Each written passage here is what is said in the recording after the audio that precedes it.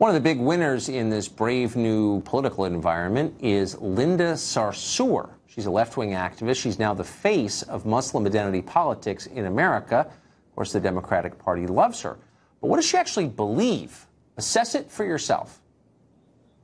I will respect the presidency, but I will not respect this president. Our number one and top priority is to protect and defend our communities. It is not to assimilate and to please any other people in authority. I hope that when we stand up to those who oppress our communities, that Allah accepts from us that as a form of jihad, that we are struggling against tyrants and rulers, not only abroad in the Middle East or in the other side of the world, but here in these United States of America, where you have fascists and white supremacists and Islamophobes reigning in the White House. Arguing against assimilation. Why can't Democrats find a Muslim mascot who is not a total extremist? They probably could if they tried. Eat Street's Joe Simonson joins us tonight for more on this Linda Sarsour person. Joe, thanks a lot for coming on. Who is she exactly, and is it fair to call her an extremist? Yeah, no, absolutely. Linda Sarsour makes Muslims in the Middle East look moderate. She is an extremist in the fact that she believes in Sharia law. She recently used the word jihad to explain her personal inner war with the president. She is absolutely an extremist. She has taken a leadership position in the so-called leftist resistance to President Trump. And she's certainly outside the mainstream of, I think, American ideals, and I would even say the average American Muslim's ideals. Well, if she's for Sharia law, for sure, but that seems like it would set her at odds with mainstream feminism, which is, at least purports to be, about empowering women. Sharia law is, a non-Western code that really circumscribes their choices. So, how does that work? How are feminists for Sharia law?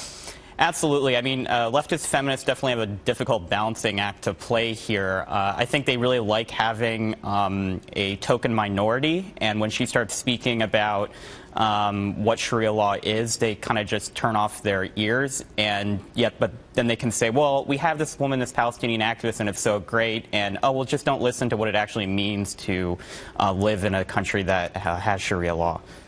Yeah, I mean, it seems like most feminists would be adamantly against terrifying. that. Is it fair to say that she has ties to mainstream Democratic politicians, elected Democrats? Absolutely. I mean, not a single mainstream Democratic politician has certainly denounced her. She was one of the people at the front of the so-called Women's March after Trump was inaugurated. She's taken stage with several different Democratic politicians, and she's certainly been embraced by mainstream Democrats. This is not a fringe figure, even though her beliefs are certainly fringe. Huh. Where is she on Israel? Not a fan. She is a Palestinian absolutist. I would be surprised if she even believes Israel has a right to exist, Tucker. So does nobody say anything about this in the Democratic Party? I mean, it used to be, and by used to be, I mean like 18 months ago, someone like this would get some pushback in the Democratic Party. Does she? Right, absolutely. I mean, I think everyone that would criticize someone like Linda Sarsour has been driven outside of the Democratic Party. I mean, I think this is reflected in the fact that Democrats have a really hard time losing elections. Now, what I don't understand, and it's what you mentioned earlier, is that there are millions of Muslim Americans in this country that are good people, Tucker, people who assimilated, people who go to school, have normal jobs, who don't preach Sharia law. And I don't understand why Democrats don't talk to one of these people to kind of talk about Islam. You'd think. You would. Yeah, they've gotten extreme. Joe, thanks a lot for that. Thanks for the details. Tucker. Appreciate it. Well, a group of left-wing activists in Chicago is training itself for war. It's called the Haymaker Collective, and it says that Donald Trump's election has caused a surge of fascist violence in America, and they want to establish their own anti-fascist gym to teach the left how to fight back. Nyla is a member of the Haymaker Collective and is a participant in the new gym project. It's not a real name, by the way, but a pseudonym we were given. Nyla joins us tonight. Nyla, thanks a lot for coming on. Thank you for having me. So I'm here to take you seriously. You're starting a gym to prepare yourself for the coming war, for the conflict. What are you preparing yourself for? The The conflict has already been established. We've seen since 2016 there's been a 20% increase in hate crimes, both nationally and in the city of Chicago. We know that there's certain bodies that are vulnerable to attack, that there's been an increase in racism and xenophobia, and that we feel that it's necessary for us to learn self-defense skills. So rather than feeling frightened and isolated and alone, that we can come together, build strength in solidarity with one another with an autonomous gym formation. Look, I'm for free association. I'm for gyms. I'm not, I guess, against this. I just sort of wonder if your concern isn't misplaced. I mean, Chicago is a really dangerous place. I think you've had about 2,000 shootings so far just this year. I don't think any of them are perpetrated by right-wingers that I know of, or Trump supporters, any of them. So maybe you've got other things to worry about. Well, according to statistics, we do have something to worry about. The Cato Institute records that the vast majority of violent extremism comes from right-wing white nationalists. We also know that according to statistics, 80% of deadly terrorist incidents that happen within the United States are perpetuated by people who feel that other bodies, different people, races, and religions don't belong. Right. So when I think about the threats that I'm facing, those are made up. So for whatever it's worth, I mean, I don't want to interrupt you, but those are totally made up statistics, and you should spend some time looking at them. But let me just ask you this: of the 2,000 shootings in Chicago, you are welcome to look at the statistics. They're provided by the Cato Institute. They're also provided by California State University. I also have a number of statistics that are provided by. But let me just ask you the Southern Poverty Law Center. Okay. Oh, okay. Kind of the bottom line, I guess. But if we could just bring it from the national to the local. You live in Chicago, which, as I just said, I think this is a correct statistic, has had about 2,000 murders just in the first 7 months, less than 7 months of the year. How many, rather shootings, how many of those 2,000 shootings were perpetrated by right-wingers, do you think? Again, you can look at the Chicago Police Department. They do collect information, but we're more interested in the hate crimes that have been occurring to people like myself. Okay, right, but I mean, when people are shooting 2,000 people, okay, shot, and I don't think any of them were bias crimes against people like you, as you just put it. I don't think any of those were Trump supporters pulling the trigger. Do you know otherwise?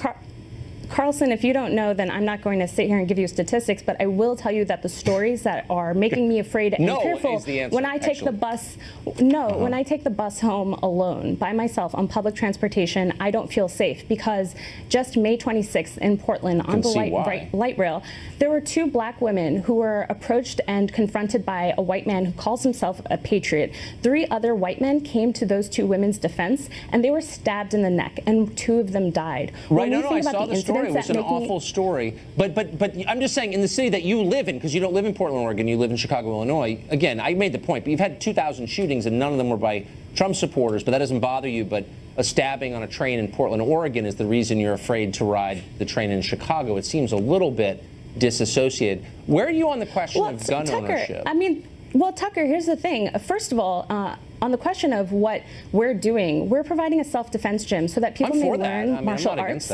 Yep. So that people can learn martial arts, so people like me don't feel like they can't ride public transportation or go to their houses of worship without being harassed. I'm not a shrink or anything, but I'm just worried that your fears may be a little bit overblown. Like, you've got a terrible gang problem in Chicago, but does that scare you at all? Like, if you were to go to the south side of Chicago, would you be worried about Trump supporters down there? Tucker, I already live on the south side, number one. Number two, I'm How many Trump supporters in your neighborhood? Quite a few. I'm sure you can look it up. But on the question of gun ownership, we can look that even owning a gun doesn't protect one. Philando Castile was a licensed gun owner, and he told that to the officer while he was shot on Facebook Live in front of his 4-year-old daughter and his partner. So the question of gun ownership should be something that you should be giving to the National Rifle Association as to why they're not taking can I ask a question? Can I ask a question? If so, you're like against the system and you think the system is rotten and racist and all that stuff, but you want only the cops and other government officials who you believe are racist to have guns? How does that work exactly, Nyla? I don't understand your question. What we're saying is that there's no political party. Well, so if you think America is institutionally racist, why do you think only government officials, police, National Guard, soldiers ought to have guns? I mean, why wouldn't you want a gun too? I don't understand why you're against private gun ownership if you think our country's racist.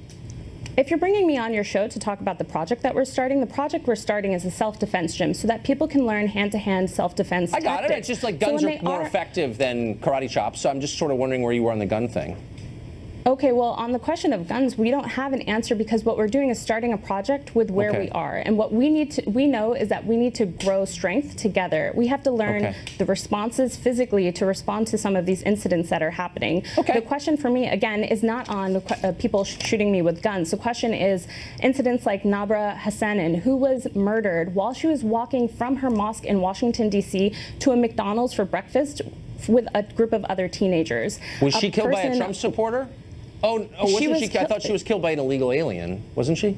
She was killed by a man who decided to go after her with a bat. Yeah, that was not a Trump supporter, actually. That was an illegal alien. Bad example. I'm sure there are others. Now, we're out of time, unfortunately. It was great to talk to you. I don't know why. Sorry.